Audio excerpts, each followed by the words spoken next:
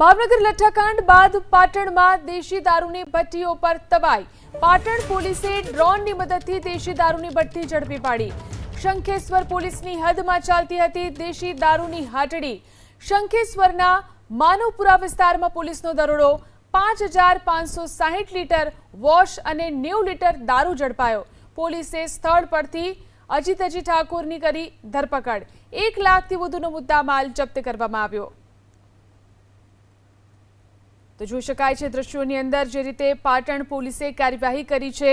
દેશી દારૂની ભઠ્ઠીઓ પર તબાહી બોલાવી। શંખેશ્વર પોલીસની હદમાં દેશી દારૂની હાટડી ચાલતી હતી। વધુ જાણકારી મેળવી અમારા સંવાદદાતા એઝાઝ ફોન લાઈનથી જોડાયા છે। જી એઝાઝ, કયા પ્રકારની કાર્યવાહી પાટણ જિલ્લામાં કરવામાં આવી રહી છે? જે રીતના વાત કરવામાં આવ્યું કે ભાવનગરમાં ડુપ્લિકેટ દારૂ કાંડ બાદ પાટણ પોલીસ પણ જે સફાળી જાગી છે અને જે દેશી દારૂના વ્યવસાય સાથે સંકળાયેલા લોકો સાથે કાર્યવાહી શરૂ કરી છે। ત્યારે પાટણ એલસીબીને ખાનગી બાતમી મળી હતી કે શંખેશ્વર તાલુકાના જે ગામગીર વિસ્તાર છે તે વિસ્તારના અંદર દેશી દારૂની ભઠ્ઠીઓ આવેલી છે અને તેના પર રેડ કરવાની હતી। તે દરમિયાન પાટણ પોલીસ દ્વારા જે ડ્રોનનો ઉપયોગ કરવામાં આવ્યો, ડ્રોન દ્વારા જે સુમસામ જગ્યા હોય, જે ખેતરો વાળી જગ્યા હોય છે તે જગ્યામાં ડ્રોન ફેરવ્યા હતા। ત્યારે પોલીસને બાતમી મળી હતી અને માહિતી મળી તે પ્રમાણે જે મનવરપુરા ગામ આવેલું છે તે ગામના અંદર દેશી દારૂની ધમધમતી ભઠ્ઠી હતી, તેના પર પોલીસ દ્વારા રેડ કરવામાં આવી હતી। તે ભઠ્ઠી પર રેડ કરીને ત્યારે પોલીસ દ્વારા 5500 જેટલો લીટર જે વોશ દારૂ છે તેનો નાશ કરવામાં આવ્યો। સાથે દેશી દારૂ તૈયાર થયેલો જે હતો તેને 90 લીટર જેટલો દારૂ તેનો પણ નાશ કરવામાં આવ્યો। કહી શકાય કે જે રીતના ઘટના સ્થળ પર એલસીબી પોલીસ તેમજ શંખેશ્વર પોલીસ પહોંચી હતી ને ત્યાં ડ્રોન દ્વારા રેડ કરવામાં આવી હતી અને મોટી સંખ્યાના અંદર દારૂનો નાશ કરવામાં આવ્યો।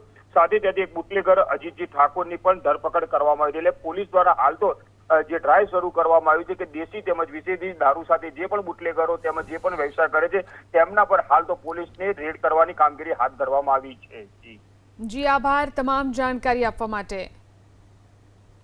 તો જે રીતે કાર્યવાહી કરવામાં આવી છે જોઈ શકાય છે દ્રશ્યોની અંદર શંખેશ્વર પોલીસની હદમાં દેશી દારૂની હાટડી ચાલી હતી। ત્યાં આગળ દરોડો પાડવામાં આવ્યો અને તમામ જે દારૂ છે તેનો નાશ કરવામાં આવ્યો છે। તો જે રીતે આ કાર્યવાહી થઈ રહી છે પાટણ પોલીસની કામગીરી ઉપર પણ સવાલો ઉઠી રહ્યા છે। આખરે લઠ્ઠાકાંડ બાદ જ કેમ પોલીસ જાગી તે મોટો સવાલ છે। અત્યાર સુધી પોલીસે કેમ કોઈ કાર્યવાહી ન કરી? કેટલાય સમયથી દારૂની ભઠ્ઠી ધમધમતી હતી ત્યારે ત્યાં પોલીસ ક્યાં ગઈ હતી? ભાવનગરમાં 13 લોકોના મોત થઈ ગયા ત્યારબાદ જ પોલીસ કેમ જાગી? શું પોલીસની આ કાર્યવાહી માત્ર દેખાડો છે? તે સવાલ પણ અહીં ઉપસ્થિત થઈ રહ્યો છે। તો જે રીતે હવે કાર્યવાહી કરવામાં આવી રહી છે તેને લઈને સવાલો ઉઠી રહ્યા છે।